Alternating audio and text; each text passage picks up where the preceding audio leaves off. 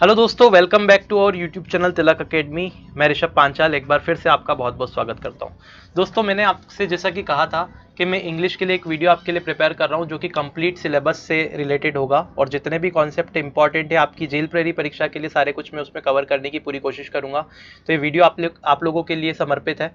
तो ज़्यादा से ज़्यादा इस वीडियो को अपने दोस्तों में शेयर कीजिए और ये वीडियो 100% आपकी मदद करेगा। अगर अभी तक भी आपने कुछ इंग्लिश नहीं पढ़ी और इन क्वेश्चंस को आप देखते हैं तो आपकी 100% एग्जाम में हेल्प होगी और आपसे क्वेश्चंस बनेंगे, ये मेरी गारंटी है।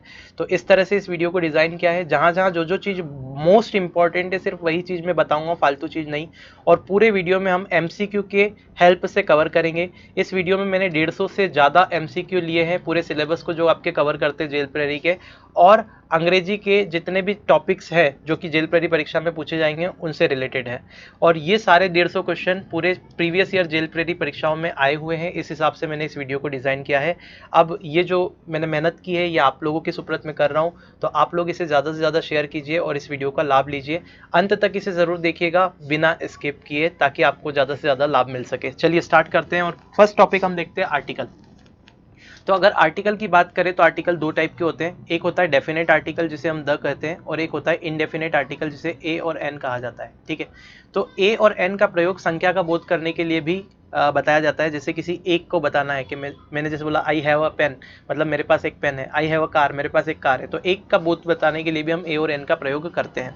अब जरा देखिए ए का प्रयोग कहाँ किया जाता है और एन का प्रयोग कहाँ किया जाता है। तो दोस्तों, अगर आपने इंग्लिश में कोई चीज़ पढ़ी, कोई सेंटेंस पढ़ा और उस सेंटेंस की शुरुआत हिंदी के व्यंजन साउंड से हो रही है, जैसे कि हिंदी के व्यंजन क्या होते हैं, क ख ग घ ण च छ ज झ ण, ये इन साउंड से, इनके उच्चारण के साथ में, हिंदी के व्यंजन के साथ वो उच्चारित किया जा रहा है अंग्रेजी का शब्द पढ़ने पे, तो उसके आगे हमेशा ए लगाएंगे। जैसे कि मैं एग्जाम्पल मैंने आपको दिया, आई हैव पेन, और मैंने यहाँ पे लिख दिया फिल इन द ब्लैंक्स, तो आप क्या लगाएंगे, ए लगाएंगे, क्योंकि ये पेन को देखेंगे तो पेन में प आ रहा है, प मतलब हिंदी का व्यंजन आ रहा है।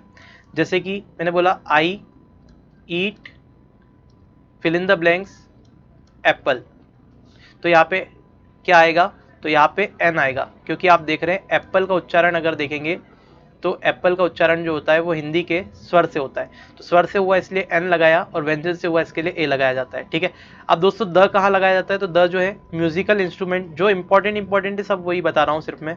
तो जितने भी म्यूजिकल इंस्ट्रूमेंट होता है जैसे गिटार, तबला, हारमोनियम, इन सब के नाम के आगे द लगाया जाता है। साइंटिफिक इन्वेंशन जितने भी हो गए, टीवी, रेडियो, है ना, मल्टीमीटर, इन सब के आगे हम द लगाते हैं। रिवर, जो बड़ी बड़ी नदियाँ हो गई, गंगा, यमुना, है ना, सरस्वती, इन सब के आगे द लगाया जाता है। समुद्र यानी कि सी, ओशियन, महासागर के आगे द लगाया जाता है। बे यानी कि खाड़ियों के आगे द लगाया जाता है। आर्म्ड फोर्स जैसे हो गया, पुलिस हो गई, नेवी हो गई, एयरफोर्स हो गई, इनके सामने इनके आगे हमेशा द लगाया जाता है। और हमेशा ध्यान रखेगा, सुपरलेटिव डिग्री के पहले हमेशा द का प्रयोग किया जाता है। सुपरलेटिव डिग्री अगर आपको कहीं दिख जाए, ऐसे मोस्ट इंपॉर्टेंट अगर कहीं लिखा हुआ दिख जाए, तो फिर आगे उसके द लगा देंगे। ठीक है, इस तरह से कुछ समझ में आई बात। तो सुपरलेटिव डिग्री के आगे हमेशा द लगाना है। चलिए अब क्वेश्चंस की प्रैक्टिस करते हैं, किस तरह से कहाँ कहाँ ये चीज़ें यूज होती है। देखिए जरा ध्यान से, पहला क्वेश्चन देखते हैं। पहले क्वेश्चन में आपसे क्या बोला हुआ है, I aspire to be astronaut. अब एस्ट्रोनॉट को लिख के देखिए जरा, तो एस्ट्रोनॉट में क्या आ रहा है, हिंदी का ए आ रहा है, मतलब स्वर आ रहा है, तो क्या लगाएंगे, एन एस्ट्रोनॉट। तो इसका जो सही उत्तर होगा वो एन हो जाएगा। चलिए आगे बढ़ते हैं।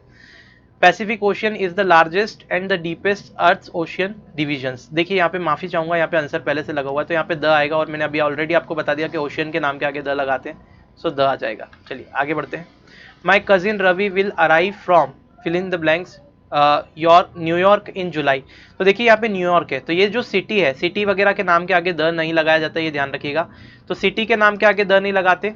अगर गेम या स्पोर्ट्स की बात करें तो स्पोर्ट्स के नाम के आगे कभी भी द नहीं लगाते, जैसे कि क्रिकेट, द फुटबॉल कभी भी नहीं होगा। और अगर बात करें लैंग्वेज, लैंग्वेज यानी कि जो भाषा होती है, Hindi, English, French and Italian, इनके आगे भी कभी भी द का प्रयोग नहीं किया जाता। तो ये ओमिशन ऑफ आर्टिकल में आता है, तो अगर आपसे पूछ लिया जाता है तो ये ध्यान रखिएगा। तो कहाँ कहाँ नहीं लगाते, फिर से बता देता हूँ। सिटी के नाम के आगे द नहीं लगाया जाता, कोई भी गेम या स्पोर्ट्स के नाम के आगे द नहीं लगता। और अगर बात करें लैंग्वेज, जैसे हिंदी, इंग्लिश, फ्रेंच, इटालियन, इनके नाम के आगे द नहीं लगता। अगर द लगाया आपने हिंदी, इंग्लिश, फ्रेंच, इटालियन के नाम के आगे, तो इसका मतलब ये होगा, जैसे मैंने द फ्रेंच बोला तो इसका मतलब ये हो जाएगा कि फ्रेंच बोलने वाला बंदा। द इंग्लिश बोला मतलब जो इंग्लैंड से बिलोंग करता है, इंग्लिश बोलने वाला बंदा हो जाएगा, ठीक है। तो यहाँ पे कोई आर्टिकल की रिक्वायरमेंट नहीं है, तो नो आर्टिकल इज रिक्वायर्ड, सो यहाँ पे ये फर्स्ट वाला आंसर आएगा। आगे बढ़ते हैं, इस क्वेश्चन को देखिए, book which I want is not available. देखिए अब ये द का एक स्पेसिफिक यूज है, फटाफट से यहाँ पे बता देता हूँ। तो द का प्रयोग वहाँ किया जाता है जहाँ हम किसी ऑब्जेक्ट के बारे में पहले से स्पेसिफाइड कर देते हैं। अगर किसी प्रश्न में, किसी सेंटेंस में, इंग्लिश के किसी वाक्य में किसी चीज के बारे में पहले से बात हो चुकी है और फिर से दोबारा से उसके बारे में बात की जा रही है, उसको स्पेसिफाइड कर दिया, उसके बारे में पता है, तब हम द का प्रयोग करते हैं, ठीक है। जैसे कि मैंने बोला book which I want is not available, मतलब कि बुक जो मुझे चाहिए थी वो अवेलेबल नहीं है। मतलब यहाँ पे ये जो बुक है वो स्पेसिफाइड है, मुझे पता है उस बुक के बारे में, इसलिए मैं यहाँ पे क्या करूंगा, द का प्रयोग करूंगा, तो यहाँ पे द आएगा। चलिए आगे बढ़ते हैं, the strong should help the weak, तो यहाँ पे द आएगा। अब देखिए यहाँ पे एक और इंपॉर्टेंट कॉन्सेप्ट निकल के आ रहा है, तो ये कॉन्सेप्ट मैं बीच बीच में बताते जा रहा हूँ, इसको ध्यान से देखिएगा। जैसे कि अगर मैंने बोला the dog is faithful animal,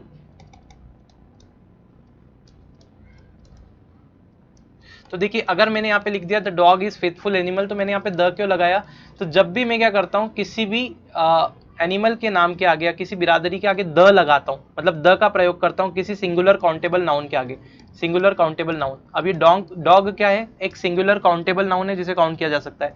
इसके आगे अगर मैं द लगाऊंगा तो इसका मतलब ये हो गया कि ये अब इसकी पूरी बिरादरी की बात हो रही है, मतलब जितने भी कुत्ते हैं उस पर्टिकुलर एनिमल की बात हो रही है, पूरी बिरादरी की। तो the dog is faithful animal, मतलब जितने भी डॉग है सब फेथफुल एनिमल है, ठीक है। The cow is simple animal, आप कुछ भी बोल सकते हैं, ठीक है। तो इस तरह से मैं बोल रहा हूँ कि वो पूरी जाति का बोध करवा रहा है, तो इसलिए यहाँ पे द लगाया गया है, ठीक है। इस तरह के सेंटेंस में द प्रयोग किया जाता है। जैसे कि the strong should help the weak, तो यहाँ पे अगर द स्ट्रॉन्ग की बात हो रही है, जितने भी ताकतवर है उन्हें कमजोर की मदद करना चाहिए, ठीक है। आगे बढ़ते हैं, इट टेक्स नियरली आवर, तो ये आवर को कैसे पढ़ते हैं, इस तरह से आवर पढ़ा जाता है। तो आवर इस तरह से पढ़ा जाता है, यानी कि हिंदी का स्वर आ रहा है तो सीधे एन लगाएंगे, तो इसका आंसर क्या आएगा, एन आएगा।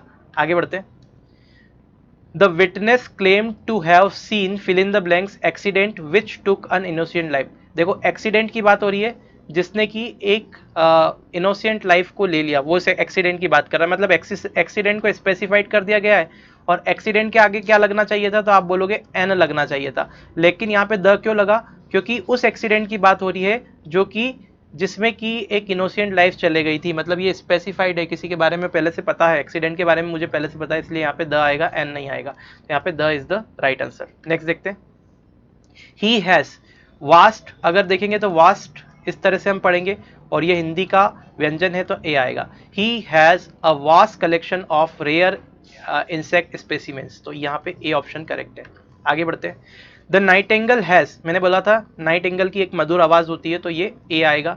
स्वीट वॉइस, तो स्वीट अगर देखेंगे तो इस तरह से कुछ लिखा जाता है, स से उच्चारण स्टार्ट हो रहा है, यानी कि ए आएगा।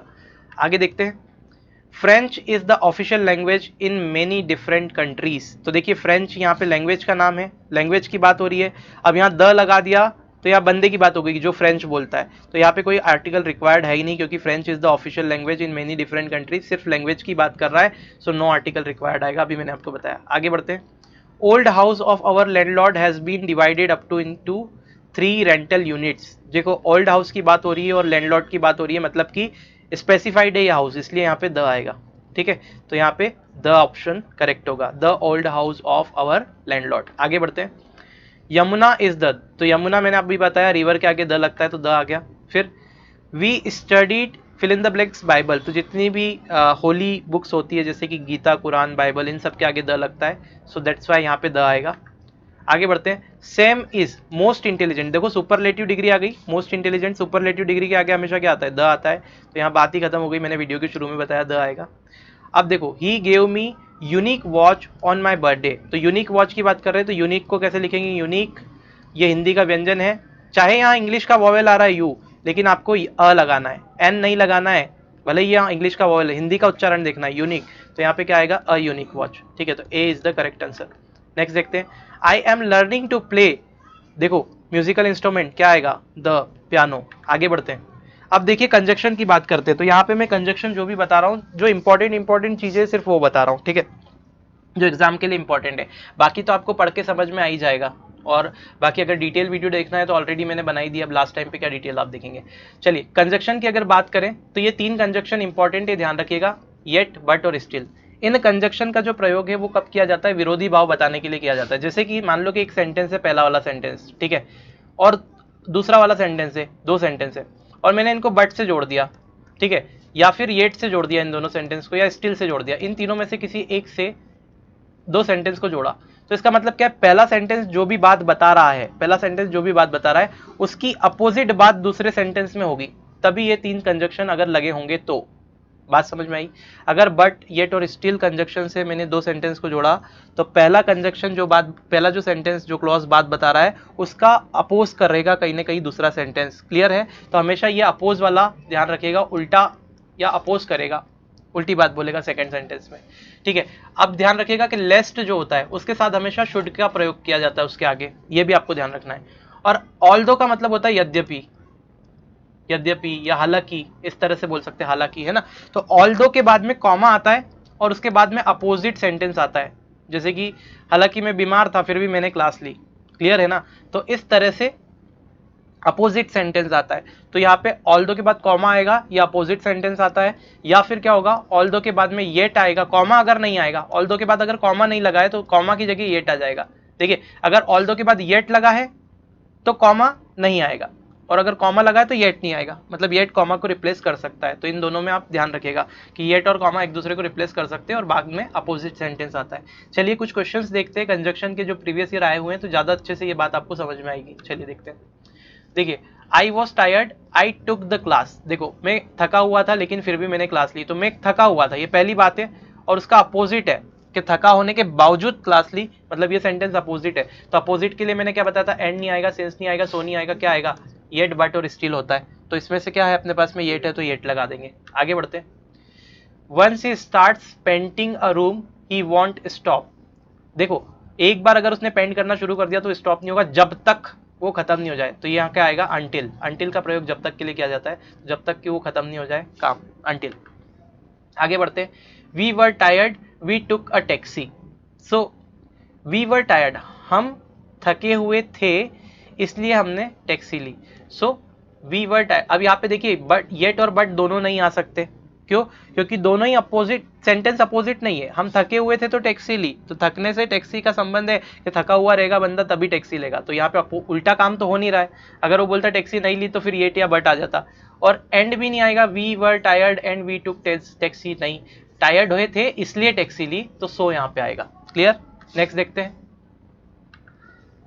क्या बोला है। Julio preferred to read a book. देखो, दो क्वेश्चन है। Michael love sports, Michael sports को पसंद करता है, और Julio preferred to read a book. देखिए, ये बिल्कुल अपोजिट सेंटेंस है एक दूसरे से।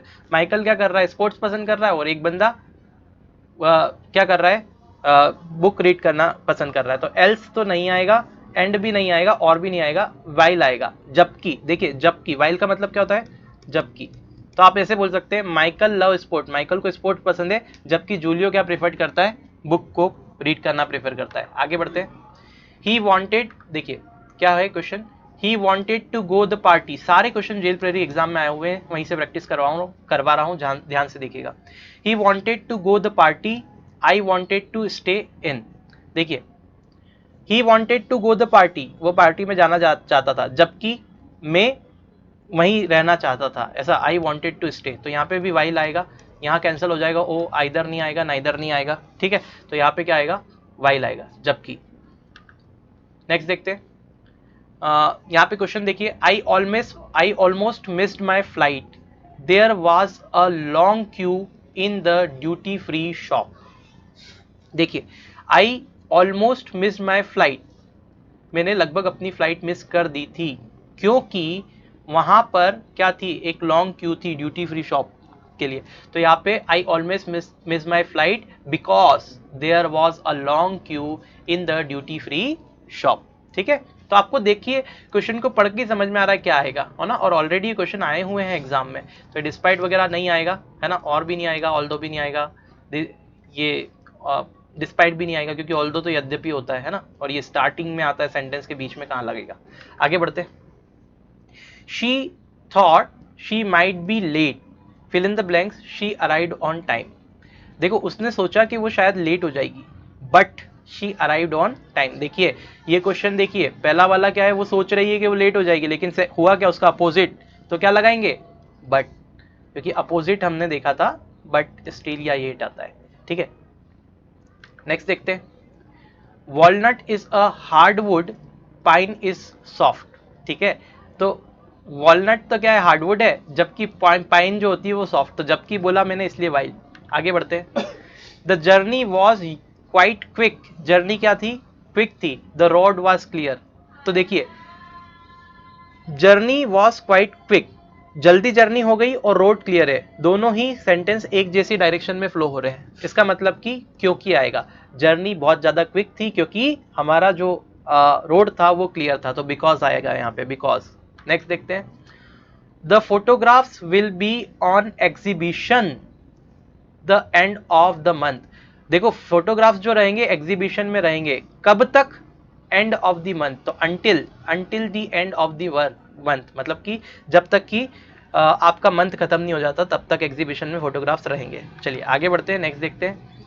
हर illness comma she came to work, her illness she came to work, though her illness, okay ठीक है, तो यहाँ पे बिकॉज, हैंस और डिस्पाइट और दो आया, तो देखिए यहां पे जो आएगा आपका कंजक्शन डिस्पाइट आएगा, डिस्पाइट।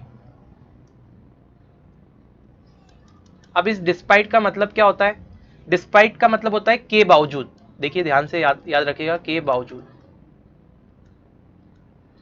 तो डिस्पाइट का मतलब क्या होता है, के बावजूद, तो despite her illness she came to work, उसकी बीमार होने के बावजूद वह कहाँ आई, काम पर आई। ठीक है, तो इस तरह से ये बनेगा, तो यहाँ पे डिस्पाइट आएगा, फोर्थ वाला ऑप्शन। चलिए आगे बढ़ते हैं। देखिए नेक्स्ट क्वेश्चन लेते हैं। तो नेक्स्ट क्वेश्चन में हमसे क्या बोल के रखा हुआ है कि Ronnie was fill in the blanks poor, fill in the blanks afford further are university. अब देखिए इस टाइप के क्वेश्चन में आप देखिए या तो सच दैट लगाएंगे, रोनी सच पुअर, तो ये तो कहीं से कहीं तक हो नहीं रहा है, आइदर और भी नहीं आएगा, टू टू भी नहीं आएगा, तो यहाँ पे टू और टू आएगा। अब ये टू टू क्यों आया जरा देखिए, तो इस टू टू का जो सेंटेंस का प्रयोग है, हम ये पॉजिटिव सेंटेंस में सबसे पहले तो प्रयोग करते हैं, आप ध्यान रखिएगा।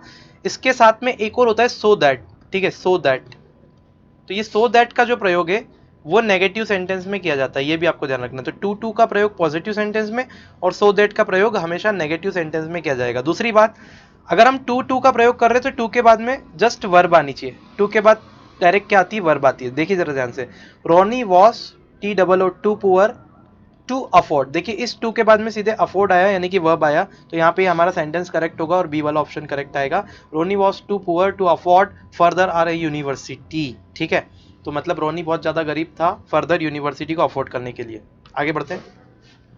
The tomato soup was fill in the blanks hot, फिर यहाँ पे खाली फिल इन द ब्लैंक्स आया, और Maria had to sip it slowly. देखिए अब यहाँ पे कोई भी ऑप्शन है नहीं, सच दैट तो आ नहीं सकता, सच एज भी नहीं, और एज भी नहीं आएगा। So the tomato soup was so hot that Maria had to sip it slowly, बहुत ज़्यादा गर्म था, इस वजह से मारिया क्या किया, उस मारिया को क्या करना पड़ा, स्लोली उसको सिप करना पड़ा, तो यहाँ पे ए ऑप्शन करेक्ट होगा। तो यहाँ सो आया और यहाँ दैट आया, और दैट के बाद में सीधे आप देखें नाउन आ रहा है, मारिया आ रहा है, मतलब यहाँ पे वर्ब नहीं आ रही है, तो टू टू भी नहीं लग सकता यहाँ पे। ठीक है, चलिए आगे बढ़ते हैं। टू टू वैसे ऑप्शन में भी नहीं था, तो यहाँ पे अगर ऑप्शन में होता भी टू टू तो यहाँ पे नहीं लगाते क्योंकि मारिया लिखा हुआ था। ठीक है, तो आप देख सकते हैं किस तरह से हम प्रयोग कर रहे हैं। आगे बढ़ते हैं। Fill in the blanks small the kitchen is well design. देखिए अब ये स्मॉल आया, कॉमा आया, तो मैंने आपको बताया था ऑल दो के बाद में कॉमा लग के और फिर एक अपोजिट सेंटेंस कुछ आता है, तो यहाँ पे आप देखेंगे ऑल दो में लिख देता हूं, तो ऑल दो small the kitchen is well design, मतलब कि यद्यपि छोटा था लेकिन किचन जो है वेल डिजाइन था। क्लियर है, कोई प्रॉब्लम तो नहीं होगा इसमें, क्योंकि यहाँ पे ऑल दो के बाद में स्मॉल लग के यहाँ पे येट भी आ सकता था, ऑल दो small yet the kitchen is well design, small होने के बावजूद भी क्या था, किचन वेल डिजाइन था। आगे बढ़ते हैं। Tom work hard Peter is lazy, दोनों अपोजिट सेंटेंस है तो क्या आ जाएगा, बट आ जाएगा, अभी मैंने आपको बताया। Tom work hard but Peter is lazy. आगे बढ़ते हैं। It was fill in the blanks hot, fill in the blanks she had to carry an umbrella। देखिए अब यहाँ पे it was too hot to she had, देखिए अब ये यहाँ पे टू और टू तो आ नहीं सकता क्योंकि टू के बाद में वर्ब आनी चाहिए, तो यहाँ पे ये नहीं लगाएंगे, फिर क्या आएगा, so that आएगा। तो it was so hot that she had to carry an umbrella, इतना गर्म था कि उसको अम्ब्रेला कैरी करना पड़ा।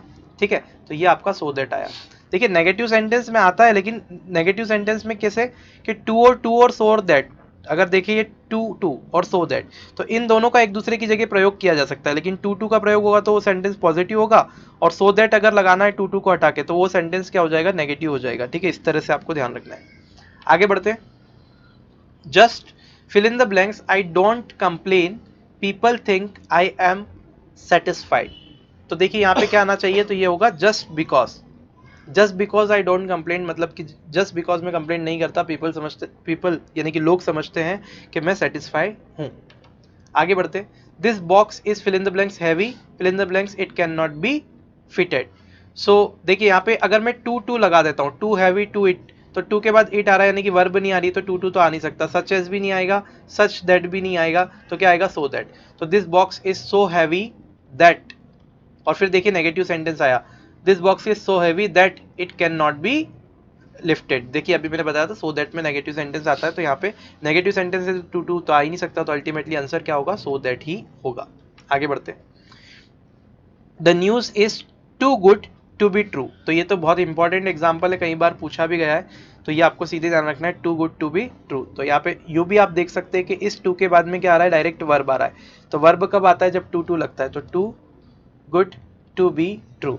देखिए सच और टू नहीं आ सकता, news is such good to be true ऐसा नहीं हो सकता, सो दैट भी नहीं होगा क्योंकि नेगेटिव सेंटेंस नहीं है, और दैट बी ट्रू ये हो नहीं सकता, इसलिए यहाँ पे सीधे वर्ब है, तो टू के बाद में वर्ब आ सकती है, और टू के बाद में वर्ब ही आती है हमेशा, इसलिए यहाँ पे टू और टू आएगा।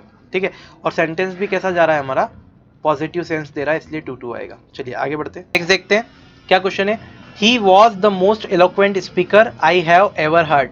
तो आप ये देखिए मोस्ट एलोक्वेंट, यहाँ पे सुपरलेटिव डिग्री है, तो सुपरलेटिव डिग्री के बाद में हमेशा क्या आएगा, दैट आता है, ध्यान रखिएगा। अभी मैं प्रोनाउन आपको पढ़ाने वाला हूँ आगे, तो उसमें बताऊंगा आपको कहाँ कहाँ दैट लगाया जाता है। सुपरलेटिव डिग्री के बाद में हमेशा दैट लगाया जाता है, तो he was the most eloquent speaker that I have ever heard. ठीक है, चलिए आगे बढ़ते हैं। अब देखिए ये सेंटेंस है, इसमें आपको बताना है कि क्या लगेगा conjunction. He was found guilty, क्या क्वेश्चन देके रखा हुआ है, he was found guilty, sorry माफ कीजिएगा थोड़ा सा पेन में प्रॉब्लम आ रही है, चलिए ठीक है।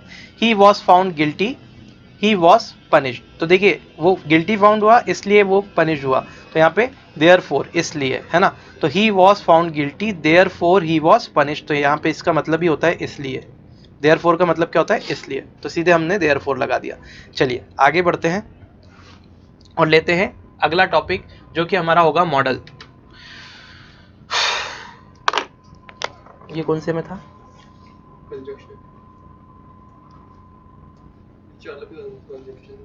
कंजक्शन 26 पे कट है ना, चलो करो स्ट्रेट। देखिए अगर मॉडल की बात करूं तो आप ध्यान रखिएगा, कुछ इंपॉर्टेंट चीजें मैं आपको इसके बारे में बता देता हूं कि अगर कैन की बात करें तो कैन मॉडल का प्रयोग फिजिकल एबिलिटी की को बताने के लिए किया जाता है। जैसे कि I can tight the screw, मतलब कि मैं स्क्रू को टाइट कर सकता हूँ, फिजिकली एबल हूँ स्क्रू को टाइट करने के लिए। ठीक है, शुड और ऑट टू, इन दोनों का ही प्रयोग किसके लिए किया जाता है, एडवाइस देने के लिए। You should obey your parents, you ought to obey your parents, है ना, मतलब कि आपके अपने पेरेंट्स की आज्ञा का पालन करना चाहिए, ऐसा। तो एडवाइस जब भी देना हो तो शुड का प्रयोग किया जाता है या ऑट टू का प्रयोग किया जाता है। देखिए शुड या ऑट टू में से एक आपके पास में ऑप्शन में अवेलेबल होगा, कभी भी एडवाइस के लिए दोनों एक ऑप्शन में आपको साथ में नहीं देगा, तो या तो शुड आएगा या ऑट टू आएगा। अब देखिए संभावना के लिए देख लेते हैं, तो जब भी संभावना की बात करते हैं, संभावना बतानी होती है, तो मस्ट में या माइट का प्रयोग किया जाता है एज अ मॉडल। तो अगर माइट का प्रयोग कर रहे हैं कहीं पर, तो माइट का प्रयोग वहां किया जाएगा जहां पर किसी काम के होने की संभावना बिल्कुल न के बराबर है। न के बराबर यानी कि बिल्कुल 0%, 0 से 20% आप मान लीजिए न के बराबर। ठीक है, मे का प्रयोग वहां किया जाता है जहां पे 40 to 50% किसी काम की संभावना होती है, काम के होने की संभावना जहां 40 से 50% होती है, वहां मे का प्रयोग किया जाता है। और जहां किसी काम के होने की संभावना बहुत ज़्यादा होती है, अधिक, मतलब कि हो ही जाएगा काम, बिल्कुल संभावित है, तो यहाँ पे लगभग 90% अगर किसी काम के होने की संभावना होती है, 90 से 100% तक, तो हम मस्ट का प्रयोग करते हैं। ठीक है, आई hope that is clear.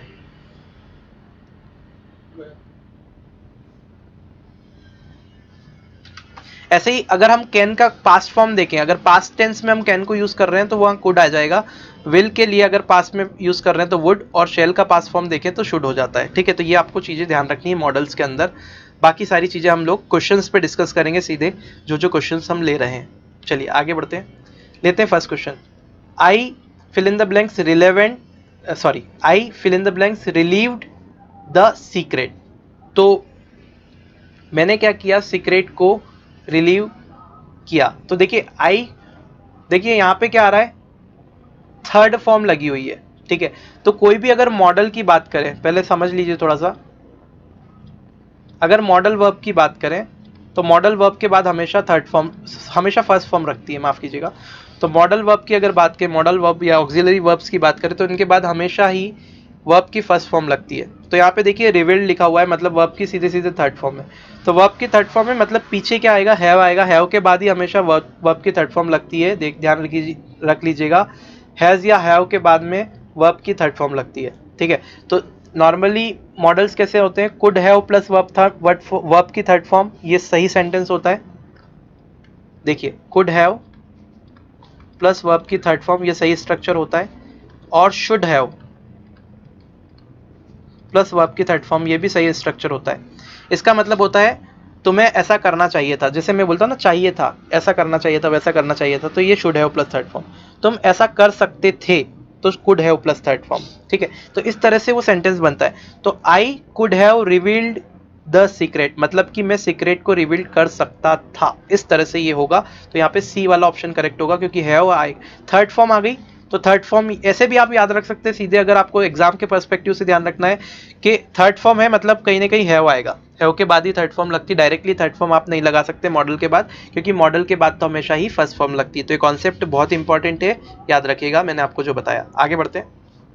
My cat fill in the blanks very high when it was younger. देखिए इट वॉज यंगर, मतलब जब वो मेरी कैट यंगर थी तो वो जंप कर सकती थी। तो माई कैट, अब ये वेरी हाई लिखा हुआ है तो कुड जंप आएगा। अब यहाँ पे कैन जंप क्यों नहीं आया, क्योंकि कैन तो प्रेजेंट है, तो कैन ऑलरेडी है भी नहीं। कुड हैव जंप्ड भी नहीं आएगा, क्योंकि कि my cat could have jump, मतलब कि मेरी जो बिल्ली है वो जंप कर सकी थी जब वो ऐसा था यंगर, तो ये भी नहीं आना चाहिए। तो सीधे सीधे क्या आएगा, my cat could jump very high when it was younger. मेरी जो बिल्ली है वो बहुत ऊंचा जंप कर सकती थी या कर सकती थी जब वो क्या थी, यंगर थी, मतलब कि जवान थी। ठीक है, बिल्ली का जवान होना, तो कुड जंप आएगा। ठीक है, तो ये आपका बिल्कुल करेक्ट होगा यहाँ पे। नेक्स्ट देखते हैं। Computer fill in the blanks perform millions of calculations every second. तो कंप्यूटर्स क्या होते हैं, परफॉर्म लिखा हुआ है फर्स्ट फॉर्म, यानी कि सीधे सीधे क्या आएगा, कैन आएगा। तो कंप्यूटर्स कैन परफॉर्म, एबिलिटी बता रहा है कंप्यूटर के परफॉर्म करने की। तो computer can perform million of calculation in every second. चलिए आगे बढ़ते हैं। यू, अब देखिए यहाँ पे कैन आएगा, है ना, ऑट टू हैव नहीं आएगा, क्योंकि यहाँ पे थर्ड फॉर्म आनी चाहिए अगर हैव के बाद में लगे, तो ये लग ही नहीं सकता। डेयर का मतलब क्या होता है, तो डेयर भी नहीं आ सकता, कंप्यूटर्स डेयर परफॉर्म, ऐसा नहीं हो सकता। कुड हैव, तो ये हैव नहीं आएगा, क्योंकि हैव के बाद थर्ड फॉर्म आनी चाहिए, यहाँ सीधे फर्स्ट फॉर्म लगी है, तो यहाँ पे ये आएगा। तो मैं ऑप्शंस भी साथ में डिस्कस करता जा रहा हूँ ताकि आपको समझ में आए। आगे बढ़ते हैं। You fill in the blanks give the bank return notification if you wish to close your account. ठीक है, तो यहाँ पे आप देखिए, यू गिव द बैंक का return notification if you wish to close your account. आपको क्या होगा, बैंक को रिटर्न नोटिफिकेशन देना ही होगा, तो यहाँ पे मस्ट आना चाहिए। ठीक है, ऑट टू हैव नहीं आएगा, क्योंकि हैव के बाद थर्ड फॉर्म आती है, तो ये कैंसिल हो गया। मे बी गिव, तो ये मे बी के बाद में गिव नहीं आएगा, तो ये भी कैंसिल हो गया, है ना। और शुड हैव के बाद थर्ड फॉर्म आनी चाहिए, तो ये भी कैंसिल हो गया। तो अल्टीमेटली बचा क्या, मस्ट ही बचा, तो मस्ट आएगा। आगे बढ़ते हैं। You fill in the blanks check that document before you send it out. तो एक्चुअल में क्या होना चाहिए यहाँ पे, यू शुड हैव चेक। देखिए अब यहाँ पे चेक आया, तो अगर हैव आता तो उसके बाद तो थर्ड फॉर्म आनी चाहिए थी, तो ये हैव वाला नहीं आएगा, ये हैव भी नहीं आएगा क्योंकि हैव के बाद थर्ड फॉर्म आती है, ये भी हैव नहीं आएगा क्योंकि हैव के बाद थर्ड फॉर्म आती है, तो तीनों कैंसिल आगे, बचे क्या, शुड बचा। तो you should check that document before you send it out. ठीक है, चलिए आगे बढ़ते हैं। You fill in the blanks ashamed of your self. तो देखिए अशेम्ड आया, थर्ड फॉर्म आई, तो यू शुड बी अशेम्ड नहीं होगा।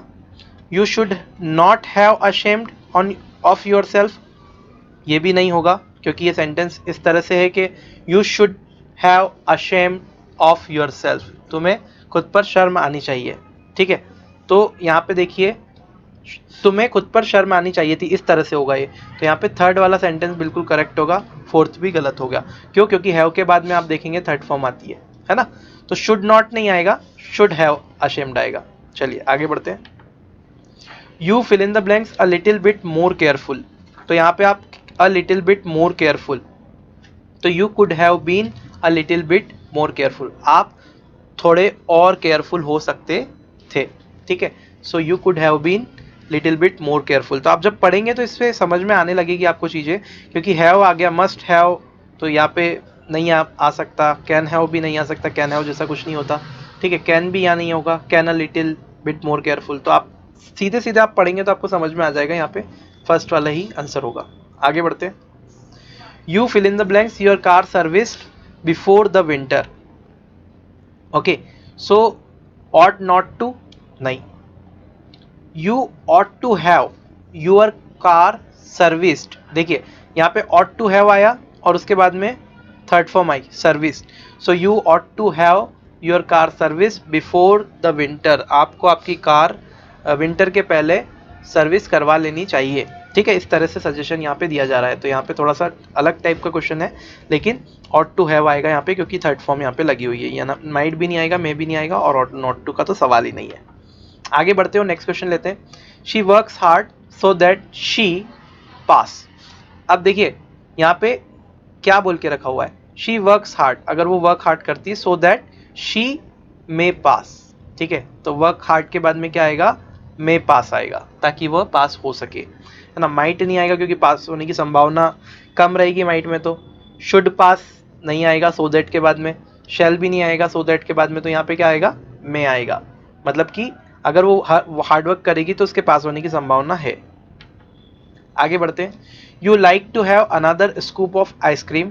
सो यहाँ पे आप सीधे सीधे स्ट्रक्चर ध्यान रखिएगा, जब भी हम किसी से रिक्वेस्ट करते हैं तो वुड यू लाइक टू आता है, ठीक है। तो वुड यू लाइक टू, है ना। और या फिर ऐसा होता है किसी से रिक्वेस्ट करते हो तो आप लिखते हैं ना I would like to, I would like to request you. तो ये जो वुड है, इसका प्रयोग हम प्रयोग क्यों करते हैं, हम पोलाइट रिक्वेस्ट के लिए भी करते हैं, मतलब कि मैं आपसे निवेदन करना चाहूँगा कि, है ना, इस तरह से। तो would you like to have another scoop of ice cream is the correct. आगे बढ़ते हैं, नेक्स्ट क्वेश्चन देखते हैं। I borrow your dress for a day. तो देखिए यहाँ पे क्या हो रहा है, पोलाइट रिक्वेस्ट हो रहा है। सो यहाँ पे रिक्वेस्ट के लिए हम क्या करते हैं, रिक्वेस्ट के लिए भी मे का प्रयोग किया जाता है। So may I borrow your dress for a day, यहाँ पे करेक्ट होगा, नीड नहीं आएगा, शुड भी नहीं आएगा, मस्ट भी नहीं आएगा। चलिए आगे बढ़ते हैं। My neighbours son fill in the blank swim at the age of 5। अब देखिए मेरे नेबर्स, जो मेरा पड़ोसी है उसका बेटा स्विम कर सकता था 5 साल की एज में, मतलब कि पास्ट की बात है और एबिलिटी बता रहा है तो कुड आएगा, कैन का past form could. So my neighbours son could swim at the age of 5, ठीक है।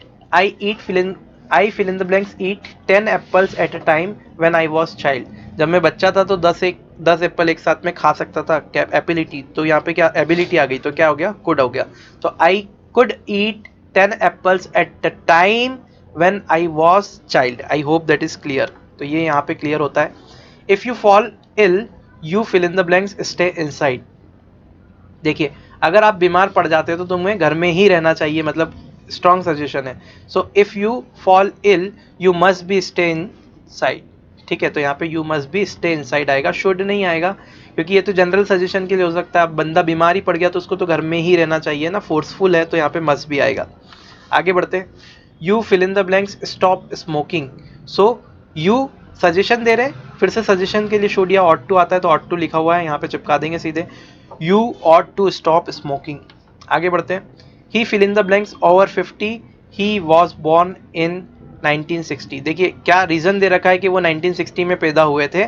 सो यहाँ पे क्या आएगा, मस्ट बी, क्या आएगा, he must be over 50, must be क्या है, क्योंकि पूरी की पूरी संभावना ही मस्ट बी ओवर 50, वो 50 के ऊपर ही होंगे क्योंकि 1960 में पैदा हुए थे। रीजन दे रखा है ना पूरा सीधा सीधा, इसलिए यहाँ पे इसलिए ये आया, इसलिए ऑट टू नहीं आया, है ना। चलिए आगे बढ़ते हैं। They fill in the blanks apologise, तो अपोलोजाइज का मतलब होता है माफी मांगना चाहिए। अब ये सजेशन है फिर से, तो दे ऑट टू अपोलोजाइज, ठीक है। तो यहाँ पे सी वाला ऑप्शन करेक्ट होगा। आगे बढ़ते हैं। He fill in the blanks go to Delhi tomorrow, so he, अब देखिए यहाँ पे क्या हो रहा है, he fill in the blanks go to Delhi tomorrow. So यहाँ पे आप देखिए संभावना है दिल्ली जाने की, शुड हैव गो, तो हैव तो आएगा नहीं, हैव ये भी नहीं आएगा, दोनों हैव नहीं आ सकते क्योंकि यहाँ पे गो लिखा हुआ है, थर्ड फॉर्म आनी चाहिए इसके बाद अगर ये दोनों आते तो मस्ट बी गो, ये बी के बाद भी गो नहीं आता फर्स्ट फॉर्म, तो ये तीनों ही कट गए, बचा क्या माइट, तो he might go to Delhi tomorrow, संभावना के लिए बता रहे हैं यहाँ पे सीधे सीधे। आगे बढ़ते हैं। You fill in the blanks left a message, तो लेफ्ट आया तो you should have left a message हो सकता है, you might be left a message नहीं हो सकता, माइट भी तो होगा ही नहीं, may have left a message और मस्ट, तो मस्ट नहीं आ सकता, मस्ट लेफ्ट अ मैसेज जैसा कुछ नहीं होता। अब मे हैव लेफ्ट अ मैसेज होगा या फिर शुड हैव आएगा, तो यहाँ पे आप क्या बोल रहे हैं कि you should have left a message, इसका मतलब तुम्हें मैसेज छोड़ देना चाहिए था, तो यहाँ पे ए वाला ऑप्शन करेक्ट होगा, मस्ट मे हैव नहीं होगा क्योंकि शायद तुम मैसेज छोड़ो ऐसा कुछ नहीं होता, ठीक है। तो ये सेंटेंस यहाँ पे इससे करेक्ट होगा, you should have left a message. आगे बढ़ते हैं। Rahman said that he fill in the blank solve the problem, तो सेड आया है यानी पास की बात है, तो पास एबिलिटी बता रहा है प्रॉब्लम सॉल्व करने की, तो कैन का पास फॉर्म कुड हो जाएगा। So Rahman said that he could solve the problems. I hope that is clear. अब एक क्वेश्चन और देख लेते हैं। My friend and well wishers advise that I curtail my expenses, ठीक है। So curtail my expenses, I should आएगा क्योंकि कर्टेल यहाँ पे लिखा हुआ है, थर्ड फॉर्म नहीं है, तो फर्स्ट फॉर्म है इसके लिए शुड आएगा, ये तीनों नहीं आ सकते क्योंकि इनके बाद थर्ड फॉर्म आनी चाहिए, ठीक है, तो यहाँ पे शुड आएगा। तो I hope that is clear. तो ये हमारा यहाँ पे मॉडल भी कंप्लीट होता है, तो इस तरह से आपको मॉडल्स का यूज करना है। आई होप ये क्वेश्चंस ने आपकी हेल्प करेंगे और बिल्कुल आपको एग्जाम में इससे मदद मिलेगी कि मॉडल्स के क्वेश्चन को कैसे सॉल्व करना है। चलिए अब नेक्स्ट टॉपिक की ओर बढ़ते हैं। देखिए दोस्तों, अब बात करते हैं नरेशन की। तो अगर मैं नरेशन की बात करूँ तो आपको कुछ चेंजेस ध्यान रखने हैं, उसके लिए नरेशन के लिए आपको टेंस याद रहना ज़रूरी है, ठीक है। अगर टेंस नहीं याद रहते तो आप सिंपली ये कुछ चेंजेस मैं बता रहा हूँ जो आपको ध्यान रखना है। देखिए, अगर वर्ब की फर्स्ट फॉर्म है, नरेशन में क्या होता है कि दो आपके पास में, सिंपली अगर मैं रिवीजन की बात करूँ नरेशन के, तो दो सेंटेंस रहते हैं। एक तो सेंटेंस रहेगा रिपोर्टिंग स्पीच फर्स्ट वाला, और सेकंड रिपोर्टेड स्पीच। अगर पहला वाला सेंटेंस पास्ट में है, यानी कि सिंपली आप तो ये ध्यान रखिए, अगर यहाँ पे पहले ऑप्शन में सेड आ जाता है, सेड यानी कि पास्ट में, तब क्या होता है अंदर वाला जो सेंटेंस है उसकी टेंस में चेंज हो जाता है। और टेंस में जो चेंज होता है कुछ इस तरह से होता है, जरा ध्यान से देखिएगा। वर्ब की फर्स्ट फॉर्म चेंज हो जाती है वर्ब की सेकंड में, वर्ब की जो सेकंड फॉर्म रहती है वो वर्ब की जो होता है वो हेड प्लस वर्ब की थर्ड फॉर्म में चेंज हो जाता है, ठीक है, हेड प्लस वर्ब की थर्ड फॉर्म। यहाँ पे अगर is am are plus I N G है तो was verb plus I N G में, यानी कि पास्ट प्रेजेंट कंटिन्यूस आपका चेंज हो जाएगा पास्ट कंटिन्यूस में। ऐसे ही पास्ट कंटिन्यूस जो है वो पास्ट परफेक्ट कंटिन्यूस में चेंज हो जाएगा, has been, had been, has been, have been plus I N G form में। यहाँ पे ये थोड़ा सा गलत लिखा हुआ है, पास्ट परफेक्ट कंटिन्यूस में had been plus I N G आना चाहिए, तो हैड कर लीजिएगा इसको, ठीक है। उसके बाद में अगर has have been plus I N G है, यानी कि प्रेजेंट परफेक्ट कंटिन्यूस है, तो ये पास्ट परफेक्ट कंटिन्यूस में चेंज होगा, यानी कि had been plus I N G में चेंज होगा। और पास्ट परफेक्ट अगर है तो ये पास्ट परफेक्ट में ही रहेगा, ये आपको ध्यान रखना है। तो चलिए इस तरह से चेंजेस होते हैं। और कुछ चेंजेस है जो आपको ध्यान रखने पड़ेंगे। शेल शुड में कन्वर्ट होगा, विल वुड में चेंज हो जाएगा, मे माइट में, कैन कुड में, अवर देयर में हो जाएगा, दीज या दीज होगा तो दैट या दोज में, अगर दीज लिखा है तो दैट में कन्वर्ट हो जाएगा, और दीज लिखा है तो दोज में कन्वर्ट हो जाएगा। ऐसे हियर देयर में कन्वर्ट हो जाएगा, T H E R E, ठीक है। और यहाँ पे 10 जो है वो सो में कन्वर्ट हो जाएगा। टुडे अगर लिखा हुआ है तो दैट डे हो जाएगा, टू नाइट का दैट नाइट हो जाएगा, टुमारो का नेक्स्ट डे होगा, नेक्स्ट डे का द फॉलोइंग डे होगा, और यस्टरडे का द प्रीवियस डे और द डे बिफोर होगा, ठीक है। तो इतना आपको ध्यान रखना है। चलिए आगे बढ़ते हैं और देखते हैं क्वेश्चंस को। तो सबसे पहले आप देखिए क्या लिखा है। कैथरीन सेड, सेड लिखा हुआ है, I was walking along the street. अगर आप इतना जो मैंने आपको बताया वो चेंजेस ध्यान रख लेते तो उसके बाद नरेशन में कुछ नहीं है, सीधे आपको ऑप्शन देख के लगाना है। देखिए वॉज वॉकिंग, तो वॉज वॉकिंग यानी कि ये क्या है, पास्ट कंटिन्यूस। मैंने आपको बताया था पास्ट कंटिन्यूस किस में चेंज होता है, पास्ट परफेक्ट कंटिन्यूस में। तो पास्ट परफेक्ट कंटिन्यूस में क्या होता है, हैड बीन वॉकिंग आना चाहिए। तो देखिए वॉज वॉकिंग आ रहा है, कैंसिल हो जाएगा, हैज बीन वॉकिंग आ रहा है, कैंसिल हो जाएगा, हैड वॉकड आ रहा है, कैंसिल हो जाएगा, हैड बीन वॉकिंग आ रहा है, सही हो जाएगा, बी वाला ऑप्शन करेक्ट है, ठीक है। आगे देखते हैं। जैक सेड, माफी चाहूंगा, ये तो हमारा हो गया। हाँ, इस क्वेश्चन में देखिए Jack said I bought this pearl for my mother. अब देखिए आई बॉट है, यानी कि वर्ब की सेकंड फॉर्म है, तो वर्ब की सेकंड फॉर्म किस में चेंज होती है बताइए। तो वर्ब की सेकंड फॉर्म जो है वो पास्ट परफेक्ट में चले जाएगी, ये पास्ट सिंपल है तो ये चले जाएगा पास्ट परफेक्ट में, मतलब हैड के बाद में थर्ड फॉर्म आएगी। तो ही बॉट दिस पर्ल, तो ये देखिए ही के बाद में बॉट आया, कैंसिल हो गया, ही के बाद में बॉट आया, कैंसिल हो गया, ही हैज के बाद में बॉट आया, कैंसिल हो गया, ही हैड के बाद में थर्ड फॉर्म आई, देखिए हैड के बाद थर्ड फॉर्म आना चाहिए, तो ये हमारा सही हो गया, डी वाला ऑप्शन करेक्ट है। आगे बढ़ते हैं। He said to me you answered correctly, ठीक है, आपने आंसर किया करेक्टली, यू आंसर्ड करेक्टली यानी कि वर्ब की सेकंड फॉर्म है। फिर से क्या हो रहा है, वर्ब की सेकंड फॉर्म यानी कि पास्ट सिंपल। अब पास्ट सिंपल जो होता है वो किस में चेंज होगा, आपको सीधे याद रखना है, ये पास्ट परफेक्ट में जाएगा और पास्ट परफेक्ट में हेड प्लस थर्ड फॉर्म आना चाहिए, ठीक है। तो हेड प्लस थर्ड फॉर्म आने के लिए यहाँ देखिए हैव थर्ड फॉर्म नहीं आएगा, आई के बाद डायरेक्ट सेकंड फॉर्म या थर्ड फॉर्म नहीं आएगा, वॉस के बाद आंसरिंग नहीं आएगा, हेड के बाद थर्ड फॉर्म बिल्कुल आएगा, सी वाला ऑप्शन करेक्ट है। तो ऐसे करके आप क्वेश्चन को देख सकते हैं, पढ़ने की भी जरूरत नहीं है और आप आंसर लगा देंगे नरेशन के। तो आगे बढ़ते हैं। Sameer said to me have you ever been to Mexico, Sameer said to me have you ever been to Mexico. अब ये हैव बीन आया है, हैज बीन हैव बीन की बात करें तो ये होता है present simple continuous, sorry present perfect continuous. तो अगर प्रेजेंट परफेक्ट कंटिन्यूस की बात करें तो पास्ट परफेक्ट कंटिन्यूस में जाएगा, मतलब हैड बीन में जाएगा, ये हैड बीन, ठीक है। तो यहाँ पे देखिए ये हैव एवर बीन आया, हैव बीन टू मैक्सिको आया, हैड एवर बीन और I had been to Mexico, तो हैड एवर बीन आएगा सी वाला ऑप्शन, क्योंकि एवर लगा हुआ है, तो ये तीनों ऑप्शन कैंसिल हो जाएंगे और ये हैड एवर बीन में कन्वर्ट हो जाएगा। तो Sameer asked me if I have, sorry if I had ever been to Mexico, तो यहाँ पे सी वाला ऑप्शन जो है वो करेक्ट है। चलिए आगे बढ़ जाते हैं और नेक्स्ट क्वेश्चन ले लेते हैं। नेक्स्ट क्वेश्चन में आपसे क्या बोल के रखा हुआ है, Alex said I will be in Geneva on Monday. तो विल का तो वुड होगा, तो देखिए विल हो रहा है नहीं, इज हो रहा है नहीं, इज हो रहा है, विल हो रहा है नहीं, तो यहाँ पे वुड हो रहा है सिर्फ एक ही सेंटेंस में, यानी कि पहला वाला ही करेक्ट होगा। तो देखिए मुझे ऐसे छोटे छोटे चीजें को ध्यान रखना है, विल वुड में चेंज हो जाएगा, है ना। तो अब वुड में चेंज हो गया तो वुड सिर्फ एक ही में आ रहा है, तो मैंने सीधे देख के उसको लगा दिया। दोस्तों चलिए अब बात करते हैं हम लोग हमारे नेक्स्ट टॉपिक की, जो कि होगा प्रीपोजिशन। अब जरा ध्यान से देखिए प्रीपोजिशन का मतलब क्या होता है। तो प्रीपोजिशन कुछ ऐसे वर्ड होते हैं जो कि एक नाउन के पहले हम लोग लगाते हैं, ठीक है। अब यहाँ पे जरा देखिए बहुत ध्यान से, तो यहाँ पे अगर देखें बाय, तो कुछ चीजें मैं इंपॉर्टेंट बता रहा हूँ जो सीधे सीधे आपको ध्यान रखना है, जिन पे प्रश्न बनते हैं। तो बाय का प्रयोग जो है वो सजीव वस्तु के साथ में किया जाता है, तो बाय का प्रयोग हमेशा सजीव के साथ किया जाता है। ऐसे ही विथ का प्रयोग निर्जीव के साथ किया जाता है। जैसे एग्जाम्पल, फॉर एग्जाम्पल अगर मैं स्टिक स्टिक बोलूँ, नाइफ बोलूँ, तो विथ नाइफ विथ स्टिक होगा, ठीक है।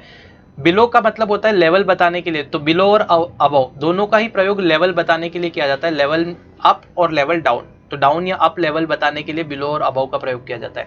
ऐसे ही ये बहुत ज्यादा इंपॉर्टेंट है, इसको आप ध्यान रखिएगा। एक होता है बिसाइड और एक होता है बिसाइड्स। अगर इसमें एस लग जाता है, मतलब ये एस एक्स्ट्रा लग गया, तो एक्स्ट्रा लग गया तो आप ऐसे ध्यान रखिएगा, एक्स्ट्रा लग गया इसका मतलब के अतिरिक्त इसका मतलब होता है। तो बिसाइड्स का मतलब क्या होता है, के अतिरिक्त, क्योंकि इसमें एस एक्स्ट्रा लगा हुआ है। और अगर सिर्फ बिसाइड होगा तो इसका मतलब होता है बगल में, यानी कि नजदीक में। तो आई होप ये क्लियर हो गया। अब देखिए अंडर और ओवर, तो ये दो चीजें और ध्यान रखनी है। अंडर और ओवर का मतलब क्या होता है, तो अंडर और ओवर का मतलब होता है लंबवत ऊपर या नीचे बताने के लिए। तो अगर आपको किसी के जस्ट नीचे बताना है, जस्ट नीचे की ओर बताना है, तो वो क्या होगा, अंडर। तो cat is sitting under the table, ठीक है, मतलब टेबल के जस्ट नीचे बैठी हुई है। और जस्ट अगर किसी के ऊपर बताना है, परपेंडिकुलर ऊपर या फिर लंबवत ऊपर बताना है, तो ओवर होगा। तो the cat is sitting over the table, इस तरह से भी, या फिर ऑन दी टेबल भी हो सकता है कि टेबल के ऊपर बैठी हो, ऊपर के लिए ऑन भी हो सकता है।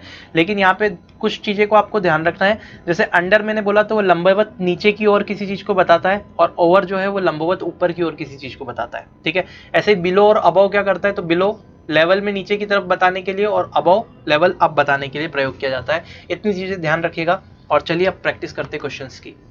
What are you looking at, ठीक है, तो ये एक फ्रेजल वर्ब है, लुकिंग एट। तो आप क्या देख रहे हैं, किसकी तरफ देख रहे हैं, what are you looking at, है ना। एट का प्रयोग क्यों किया जाता है, तो किसी फिक्स चीजों को बताने के लिए किया जाता है। जैसे कि मैं बोलूंगा कम एट 7 o'clock शार्प,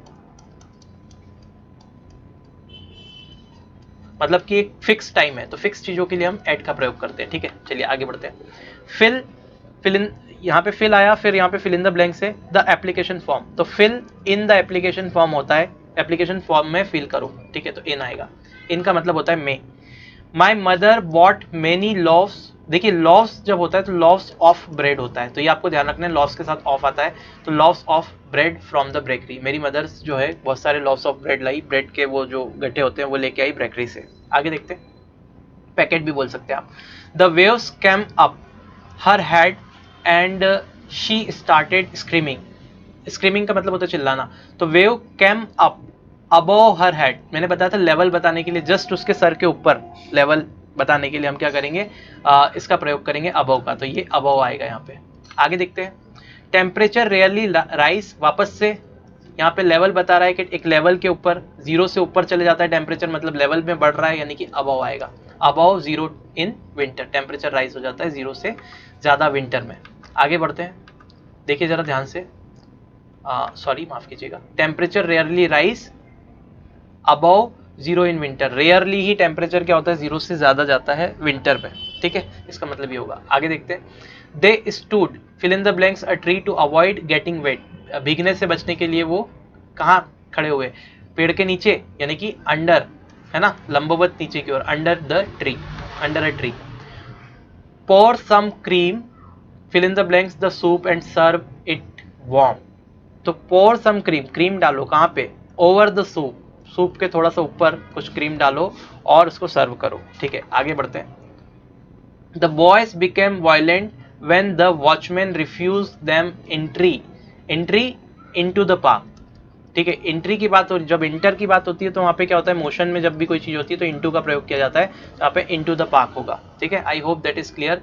ओवर नहीं आ सकता, पार्क के ऊपर, विथ नहीं आ सकता, बिसाइड्स नहीं आ सकता, बिसाइड्स का मतलब पार्क के बगल में नहीं हो सकता, ठीक है, नहीं पार्क के अतिरिक्त, माफ कीजिएगा, नहीं हो सकता। आगे देखते हैं, she was holding a folder, fill in the blanks her arm, तो अंडर आर्म होता है तो यहाँ पे अंडर हर आर्म आएगा, अंडर आएगा, है ना। नेक्स्ट देखते हैं, दे विल सर्व लंच नून, तो देखिए जब फिक्स टाइम रहता है, नून हो गया, इवनिंग हो गया, मॉर्निंग हो गया, तो यहाँ पे क्या आएगा, एट आएगा, एट नून, है ना।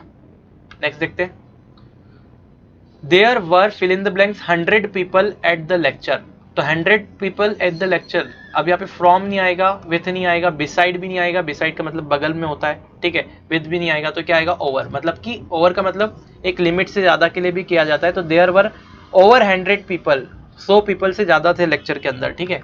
आगे बढ़ते हैं, he was totally ignorant, ignorant के साथ में आता है ऑफ, माफ कीजिएगा, इग्नोरेंट के साथ में क्या आएगा, ऑफ ही आएगा, ठीक है।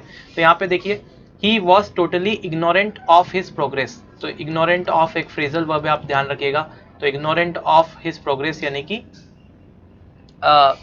उससे परिचित ना होना प्रोग्रेस से, ठीक है। चलिए आगे बढ़ते हैं, ध्यान ना देना, है ना। आगे देखते हैं, the sheep are grazing, the sheep are grazing in the field, ठीक है, तो यहाँ पे क्या आएगा, इन, जो शिप्स थी वो क्या कर रही थी, फील्ड में ग्रेस कर रही थी, चल रही थी, तो the sheeps are grazing in the field आएगा, फ्रॉम, विथ, ऑफ नहीं आएगा। आगे बढ़ते हैं, कम एंड सिट मी, अब देखिए मैंने आपको बताया था, बिसाइड्स का मतलब होता है कि अतिरिक्त, अलोंग आ नहीं सकता, बिटवीन आ नहीं सकता, बिसाइड आएगा, बिसाइड यानी कि के बगल में, come and sit beside me, मतलब मैं आओ और मेरे पास में बैठो। देखिए दो चीजें यहाँ पे दिख रही है आपको, बिटवीन और अलोंग, है ना। तो बिटवीन का मतलब होता है जब भी कोई दो जनों की चीज में, दो जनों के बीच में कोई चीज को बांटना होता है तो हम बिटवीन का प्रयोग करते हैं। एक इसी के साथ में होता है अमंग, तो अमंग का जो प्रयोग है वो दो से अधिक जनों के बीच में अगर कोई चीज को बताना रहता है तो अमंग का प्रयोग करते हैं, ठीक है।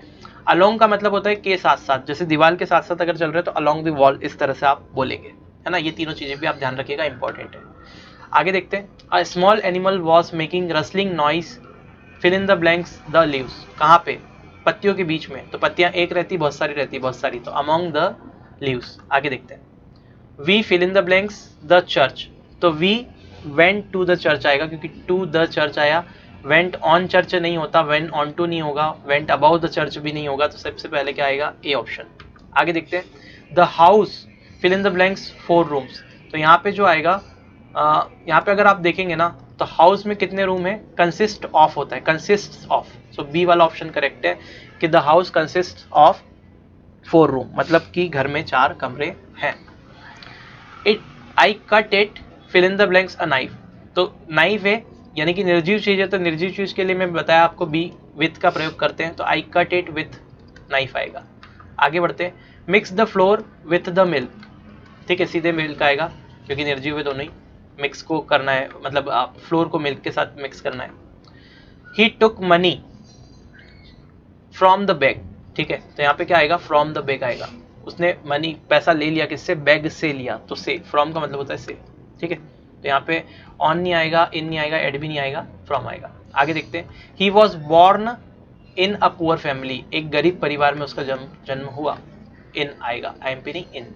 आगे देखते हैं, the function will be held fill in the blanks by 7 o'clock sharp, तो बाय 7 o'clock शार्प आएगा क्या, नहीं है, बाय गलत है, यहाँ पे एट 7 o'clock शार्प आएगा क्योंकि क्लॉक शार्प लिखा हुआ है और फिक्स टाइम है, तो यहाँ पे एट लगाया जाएगा, बाय आपने गलत बोला है, ठीक है, तो यहाँ पे एट सही है, डी वाला ऑप्शन।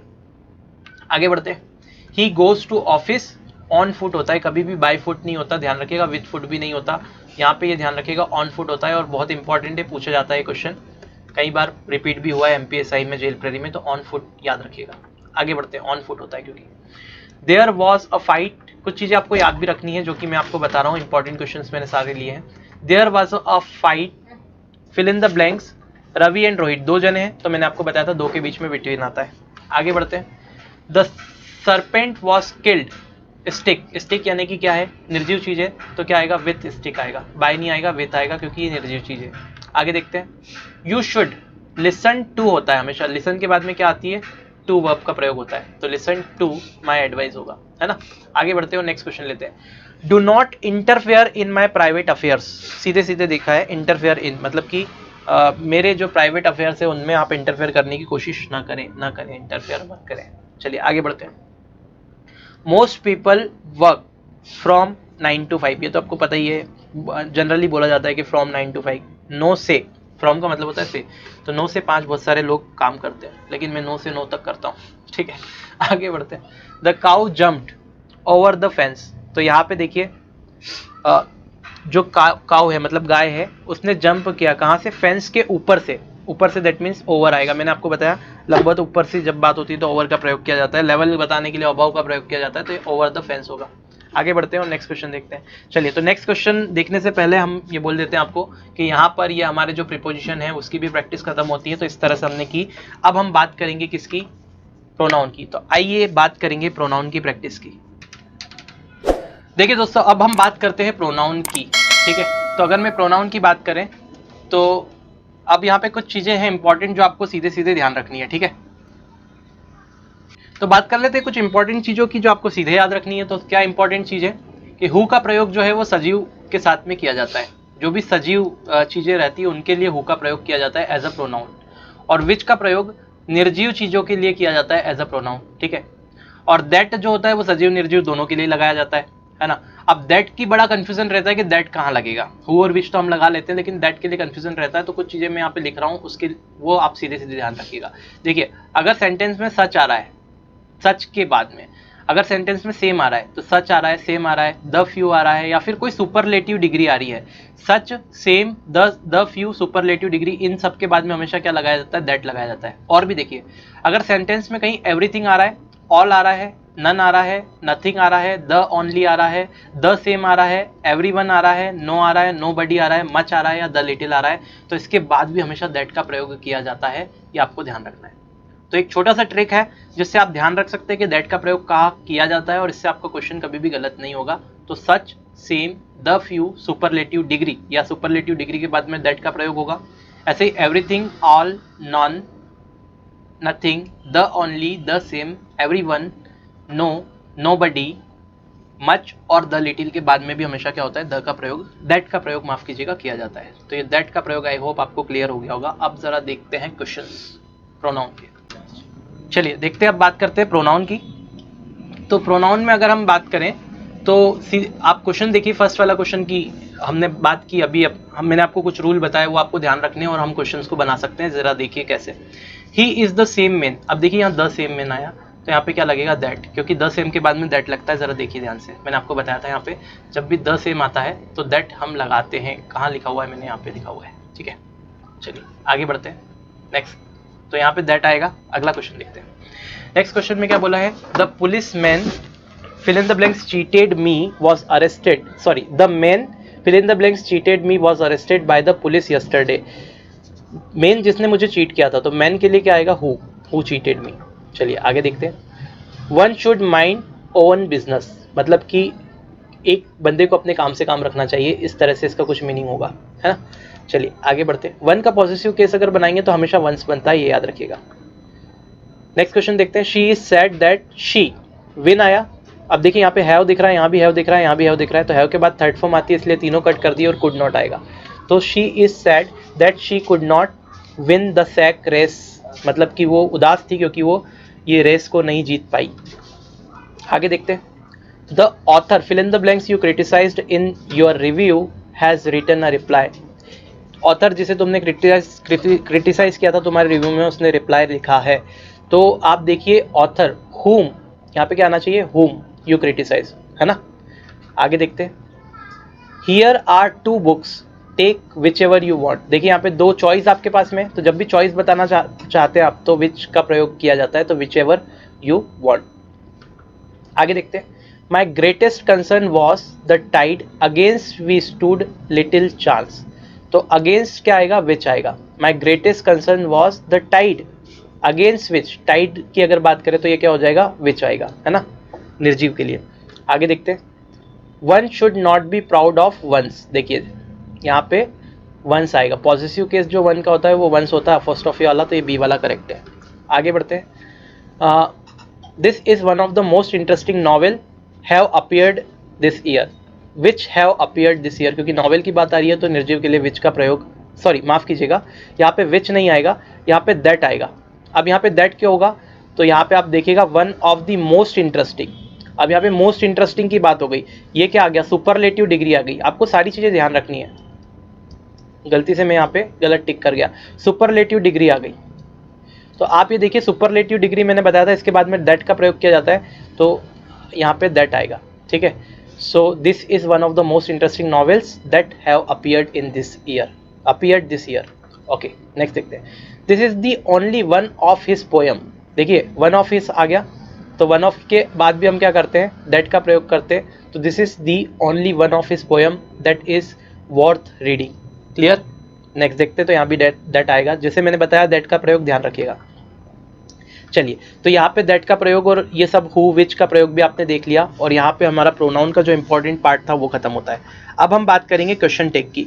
अब दोस्तों जरा ध्यान से देखिएगा, क्वेश्चन टैग बहुत ही इंपॉर्टेंट टॉपिक है, और जेल प्रेरी में हर बार इस पर एरर पे क्वेश्चन आपके पास बहुत बार पूछा गया है। इस पे क्या दिया है, एरर के फॉर्म में इस पे क्वेश्चन पूछा जाता है। अब क्वेश्चन टैग होता क्या है, जरा ध्यान से समझिए एक बार। मैं बोल रहा हूँ कि अगर आपने एक सेंटेंस ऐसा लिखा, यू आर प्लेइंग क्रिकेट, ये एक सेंटेंस है।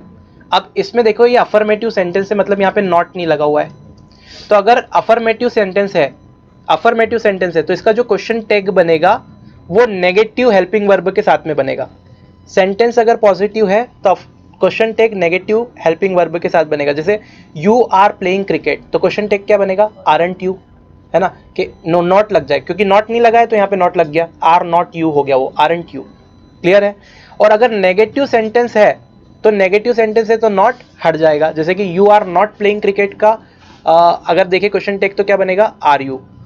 देखिए ऑलरेडी यहाँ पे नॉट था, मतलब कि नेगेटिव थी, हेल्पिंग वर्ब के साथ में नॉट लगा हुआ था, नेगेटिव सेंटेंस था, तो नॉट को हटा दिया मैंने और क्या किया, आर यू बना दिया, अफर्मेटिव बना दिया। आई होप ये बात आपको समझ में आ गई होगी। तो अगर नेगेटिव सेंटेंस नहीं है तो आपको क्वेश्चन टैग में नेगेटिव लगाना है, नॉट लगाना है, आरंट यू जैसे मैंने यहाँ पे किया। और नेगेटिव सेंटेंस है तो आपको क्वेश्चन टैग बनाते समय हेल्पिंग वर्ब के साथ में नॉट का प्रयोग नहीं करना है। बस इतनी सी बात है क्वेश्चन टैग, और इसी के ऊपर एरर पे क्वेश्चन पूछा गया। अगर आपने नहीं आता है तो आप गलत कराएंगे, और आता है तो 100% नंबर आएंगे, इस पर कोई दिक्कत ही नहीं है। चलिए आगे देखते कैसे। He is coming here today. अब देखिए he is coming here today, तो इज कमिंग आ रहा है, मतलब कि क्वेश्चन टैग में क्या लगेगा, इजंट ही, ठीक है, क्योंकि नॉट लग जाएगा, यहाँ पे नॉट नहीं आ रहा है इसलिए क्या आ जाएगा, इजंट ही। तो ए वाला ऑप्शन करेक्ट हो जाएगा, ठीक है। आगे देखते हैं। Choose the right tag. It won't rain, it will not rain है ना, तो वॉन्ट रेन है, मतलब नेगेटिव ऑलरेडी लगा हुआ है, तो क्या हो जाएगा, विल इट, है ना। तो यहाँ पे क्या हो जाएगा, डी वाला ऑप्शन करेक्ट होगा, विल इट। आगे बढ़ते हैं। देखिए ये जेल प्रेरी में क्वेश्चन पूछा गया है एरर पे। They are proud of their father, माफ कीजिएगा। So they are proud of their father, are they. अब देखिए एरर बताना है, तो they are proud of their father, तो अगर क्वेश्चन टैग हो तो ये आर नहीं होना चाहिए, क्योंकि यहाँ पे देखो पॉजिटिव सेंटेंस है, तो ये क्या होना चाहिए, आरंट दे होना चाहिए। मतलब इस वाले पार्ट में एरर है, यानी कि सी वाले पार्ट में एरर हो जाएगी, तो फोर्थ वाला सही हो जाएगा। आगे बढ़ते हैं, नेक्स्ट देखते हैं। We were waiting at the station, were we, देखिए अब ये यहाँ पे भी पॉजिटिव सेंटेंस है और क्वेश्चन टैग में भी इसने पॉजिटिव बना दिया। क्वेश्चन टैग में क्या होना चाहिए, वरंट वी होना चाहिए, नॉट आना चाहिए, तो वर नॉट वी या वरंट वी। तो यहाँ पे ये सी वाले पार्ट में वापस से एरर है, तो फोर्थ वाला सही होगा। आगे देखिएगा, they play football on Sunday, do play. अब देखिए दे प्ले लिखा हुआ है, फुटबॉल ऑन संडे, तो यहाँ पे ये डू प्ले नहीं होना चाहिए, क्योंकि यहाँ पे ये अफर्मेटिव सेंटेंस है और अफर्मेटिव सेंटेंस कैसे क्वेश्चन टैग कैसे हो सकता है, तो ये क्वेश्चन टैग में क्या होना चाहिए, डोंट दे होना चाहिए, डोंट दे। ठीक है, तो यहाँ पे डोंट दे होना चाहिए, इसलिए यहाँ पे फोर्थ वाले में फिर से एरर है।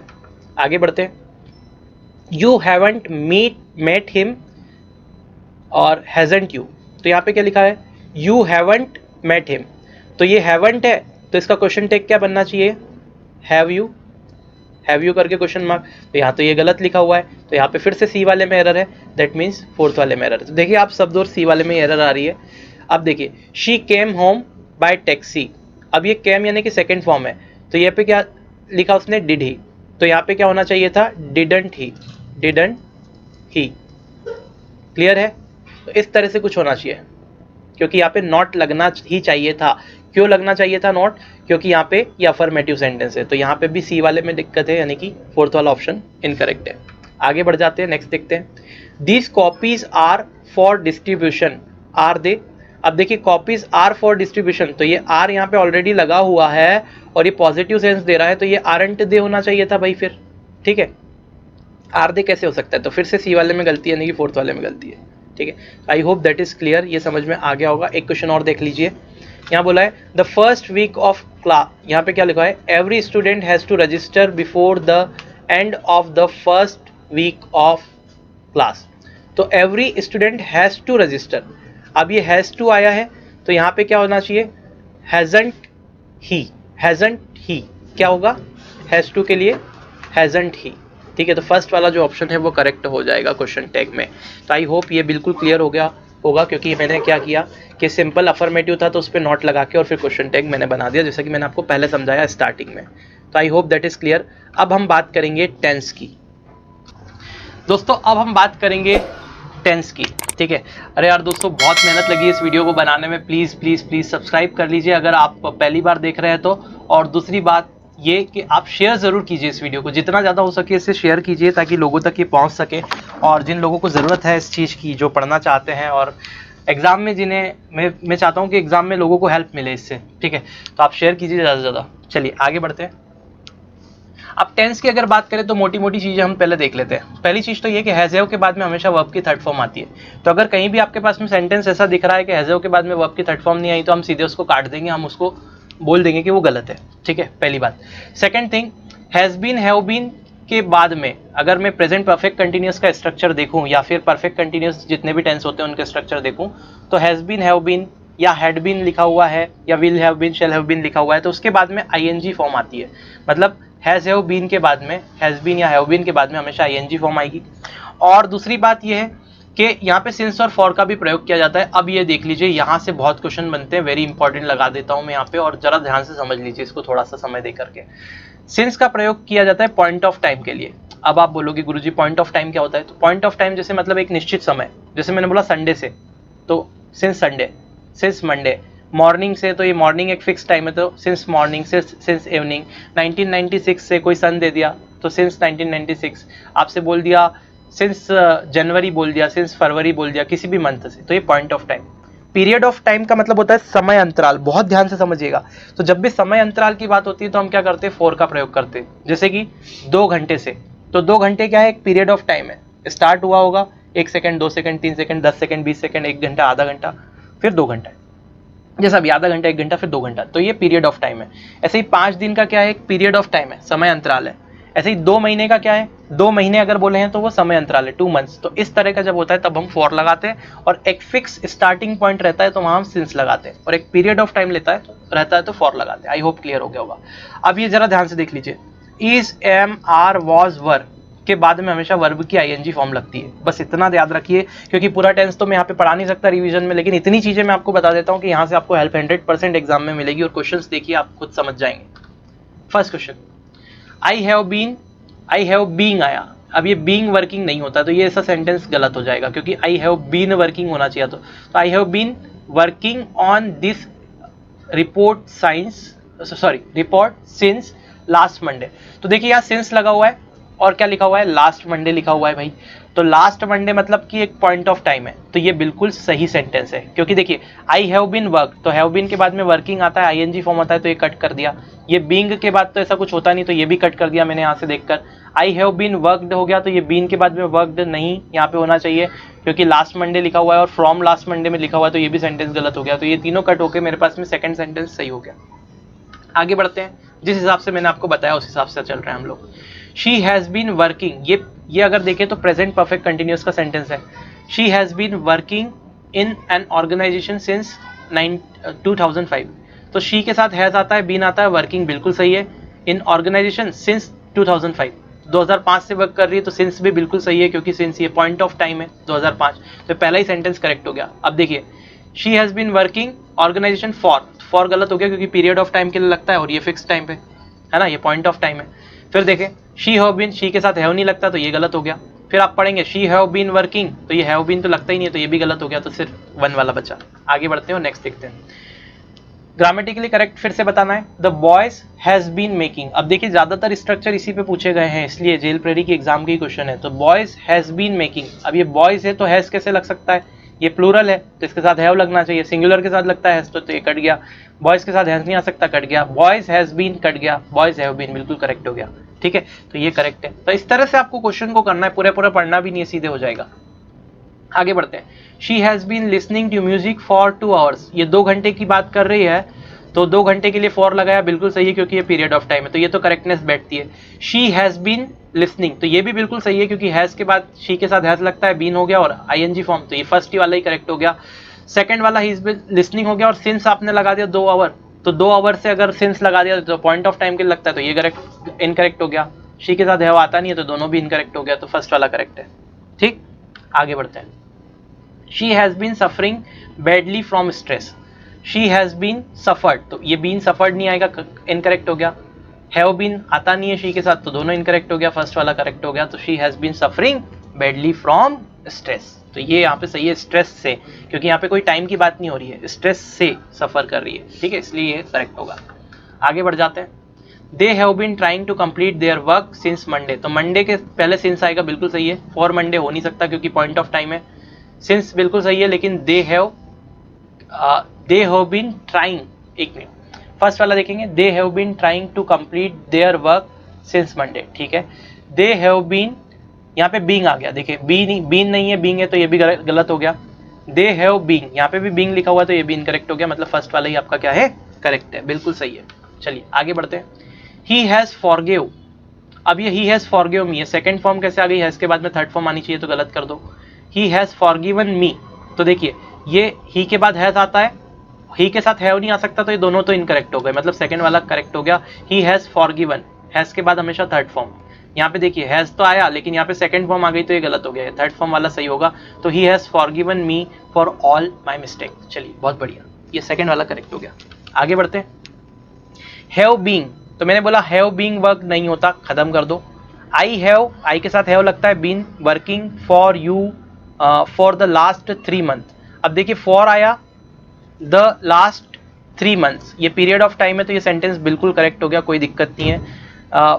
For you since last 3 months, तो यहाँ सिंस नहीं आ सकता, क्योंकि पीरियड ऑफ टाइम है, तो ये गलत हो गया, इसलिए आई हैव बीन वर्कड, यहाँ पे वर्किंग होना चाहिए था, तो ये भी गलत हो गया, तो सेकंड वाला बिल्कुल करेक्ट है। आई होप ये आपको फंडा बिल्कुल क्लियर समझ में आ गया होगा, कैसे हम क्वेश्चंस को निकालते हैं, है ना, आंसर्स को निकालते हैं क्वेश्चन को क्या। चलिए देखिए, अब फिर से हमको देखना है परचेस ऑफ कार्स। अब देखिए परचेस के लिए आपको वर्ब यूज करना है, तो purchase of cars has risen because of decreased cost of new cars. ठीक है, purchase of cars have rise, देखिए यहाँ पे हैव नहीं आ सकता, यहाँ पे कार्स से कंफ्यूज मत करिएगा, परचेस के हिसाब से नाउन लगेगा, जब भी ऑफ लगता है तो पहले वाले के हिसाब से नाउन लगता है। तो परचेस ऑफ कार्स हैव, तो हैव नहीं आएगा, परचेस ऑफ कार्स हैव नहीं आएगा, हैव के बाद फिर भी थर्ड फॉर्म आती है तो ये रोज आ गया, तो ये भी गलत हो गया। हैव राइज ये फर्स्ट फॉर्म नहीं आती थर्ड हैव के बाद, तो आप ये भी यहाँ से भी देख के गलत कर सकते हैं जो मैंने आपको पहले वाला बताया। और हैज हैव के बाद फर्स्ट फॉर्म आती ही नहीं है तो ये राइजेस हो ही नहीं सकता, तो ये तीनों ही कट गए, बचा क्या, सिर्फ यही बचा, तो फर्स्ट वाला आंसर होगा। ठीक है, तो I hope that is clear. अब एक क्वेश्चन और देख लेते हैं यहाँ पर, out of the given sentence choose the grammatically correct sentence, the artist has Drew. अब हैज के बाद थर्ड फॉर्म आना चाहिए, तो ड्रू का तो सवाल ही नहीं है, आर्टिस्ट की बात हो रही है, हैज ड्रॉन, तो ये बिल्कुल सही है, यहाँ तक सही है। A beautiful picture of the baby, तो ये सही हो जाएगा। The artist has draw, draw नहीं आता, फर्स्ट फॉर्म नहीं आती है, इसके बाद हैव के बाद ड्रॉन आता है, लेकिन आर्टिस्ट के लिए हैव नहीं लगा सकते आप, हैज लगाना पड़ेगा, मतलब ये भी करेक्ट इनकरेक्ट हो गया। सेकंड वाला बिल्कुल करेक्ट हो गया है। घंटी बजा देते, ठीक है, चलिए आप भी बजा दीजिए। आगे बढ़ते हैं, एक क्वेश्चन और देख लेते हैं, लास्ट वाला। तो her poor health comma my mother was always cheerful, तो यहाँ पे बीच पे क्वेश्चन आ गया है, लेकिन फिर भी ठीक है मैं बता देता हूँ, in spite of her poor health आएगा। ठीक है, तो इंस्पाइट ऑफ का मतलब होता है के बावजूद, तो in spite of her poor health my mother was always cheerful, उनकी बीमार जो खराब हेल्थ के बावजूद भी मेरी जो मदर है हमेशा क्या रहती है, खुश रहती है, चीयरफुल रहती है, तो इसका सही आंसर ये होगा। तो यहाँ पे हमारा टेंस वाला टॉपिक भी कंप्लीट होता है। चलिए अब आगे बढ़ते हैं नेक्स्ट टॉपिक पे, जो कि होगा वॉइस। चलिए अब हम बात करेंगे वॉइस की, तो जरा देख लीजिए वॉइस में, देखिए वॉइस नरेशन, और अगर मैं टेंस की बात करूँ तो आपको याद रखनी पड़ेंगी चीज़ें। अगर आपको चेंजेस याद है, और ये रिवीजन वीडियो है, और जो मैं ये बता रहा हूँ ये तो आप याद रख के जाइए, 100% आपके सारे क्वेश्चन बनेंगे इन टॉपिक से आए हुए, गारंटीड है ना, क्योंकि इसके अलावा कुछ है ही नहीं आपकी जेल प्रेडिक एग्जाम में, बचता ही नहीं है। तो अगर देखें तो मैं अगर वॉइस की बात करूं दोस्तों, तो इसमें आपको ये चेंजेस सीधे सीधे ध्यान रखना है। क्या चेंजेस है जरा ध्यान से देखिए, कि अगर एक्टिव वॉइस और पैसिव वॉइस से आपको सेंटेंस एक्टिव वॉइस से पैसिव वॉइस में बदलना है, दोनों तरह से चलता है, पैसिव से एक्टिव में भी पूछा जा सकता है, एक्टिव से पैसिव में भी आपसे पूछा जा सकता है। एक्टिव वॉइस का सेंटेंस दे देगा, 4 ऑप्शन दे देगा, पैसिव वॉइस का बताना है कौन सा करेक्ट होगा। पैसिव में सेंटेंस दे देगा, 4 एक्टिव के ऑप्शन दे देगा, बताओ कौन सा करेक्ट होगा। ठीक है, तो कन्वर्जन आपसे इस तरह से पूछा जाता है। अब ये कन्वर्जन आपको ध्यान रखना है कि अगर एक्टिव वॉइस में सेंटेंस है तो वर्ब की फर्स्ट फॉर्म है, तो ये is am are plus verb की थर्ड फॉर्म में कन्वर्ट होगा।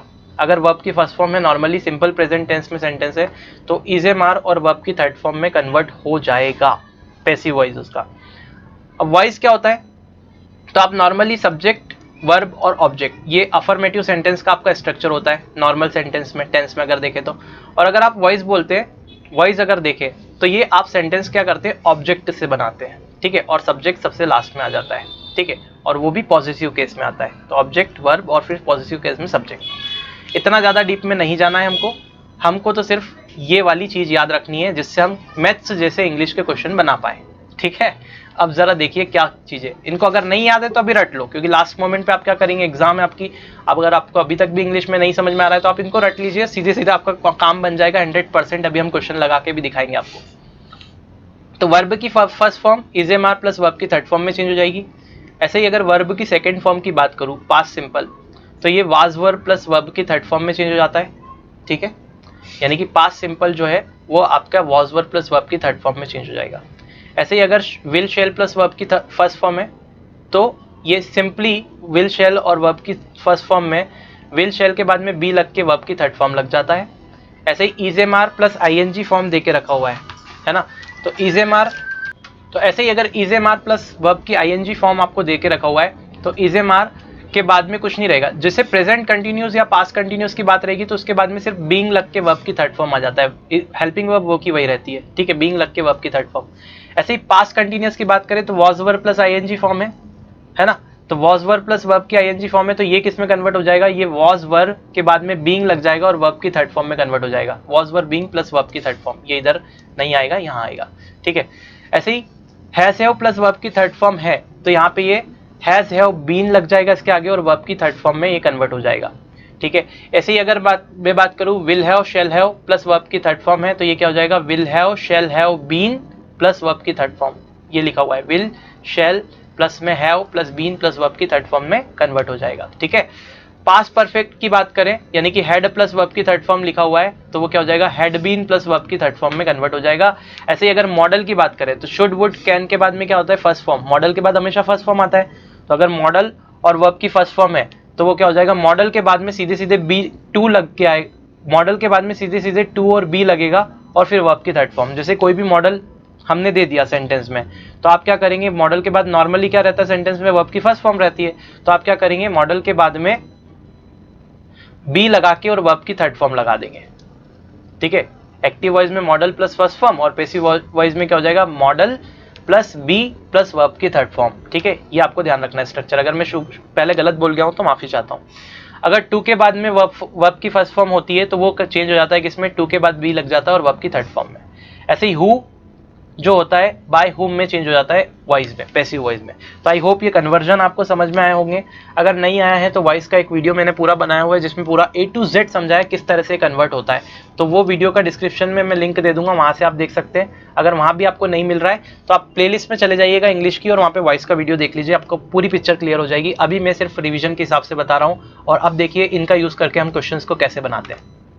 ये देखिए क्या लिखा है, सेम ईट्स पास्ता, ये हमारा वर्ब की फर्स्ट फॉर्म में है सेंटेंस, मतलब प्रेजेंट सिंपल में, तो ये किस में जाएगा, तो आप देखेंगे वर्ब की फर्स्ट फॉर्म है तो ये इज प्लस थर्ड फॉर्म में कन्वर्ट हो जाता है, तो क्योंकि सेम है तो इसके लिए इज लगेगा, तो पास्ता इज और थर्ड फॉर्म यानी कि is plus third form second वाला करेक्ट हो जाएगा, बात ही खत्म हो गई। Pasta is eaten by same. आगे बढ़ जाते हैं। क्वेश्चन देखिए, her mother is baking a cake. So question कहां से स्टार्ट होगा, केक से स्टार्ट होगा, तो देखिए अ केक तो यहां सब में आ रहा है।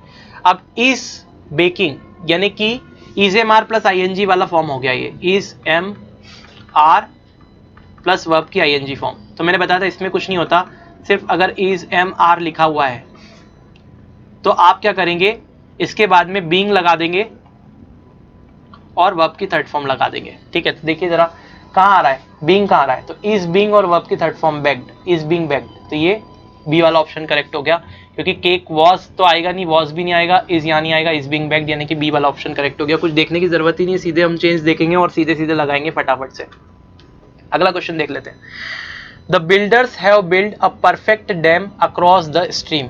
तो यहाँ पे क्या हो रहा है, हैव बिल्ट आया है, तो अगर ये हैव बिल्ट आया है तो हैव किस में चेंज होगा, है ना। आपको मैंने बताया था ये अगर इस तरह का हो जाता है तो हैव जो हो जाता है वो चेंज हो जाता है किसके अंदर, हैव बीन, ठीक है। तो ये देखिए अ परफेक्ट डैम, अब डैम के हिसाब से आएगा, हैज आएगा या हैव आएगा, तो देखिए a perfect dam had been, तो हैड बीन तो आएगा ही नहीं कहीं से कहीं तक, है ना। तो a perfect dam has been built, अब ये बिल्ड लिखा हुआ है तो ये बिल्ड भी नहीं आएगा क्योंकि फर्स्ट फॉर्म हो गई, ये फर्स्ट फॉर्म आती नहीं, थर्ड फॉर्म आती है ना। फिर a perfect dam have been, तो अब ये डैम हो गया, तो डैम के लिए हैव कैसे लग सकता है भाई, डैम तो सिंगुलर है, तो ये भी इनकरेक्ट हो गया। तो a perfect dam has been built, देखिए थर्ड फॉर्म भी आ गई, बिल्कुल करेक्ट हो गया, और हैज बीन भी आ गया, तो has been built by the builders across the stream, D वाला बिल्कुल करेक्ट हो जाएगा। क्लियर है, तो I hope that is clear किस तरह से क्वेश्चंस को किया जाता है। आगे देखते हैं।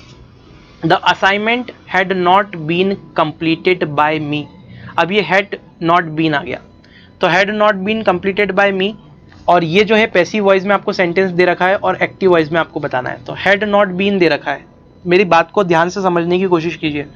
हैड नॉट बीन, अब ये हैड बीन जो होता है ये जो है पास्ट परफेक्ट का स्ट्रक्चर है, पास्ट परफेक्ट का, ठीक है।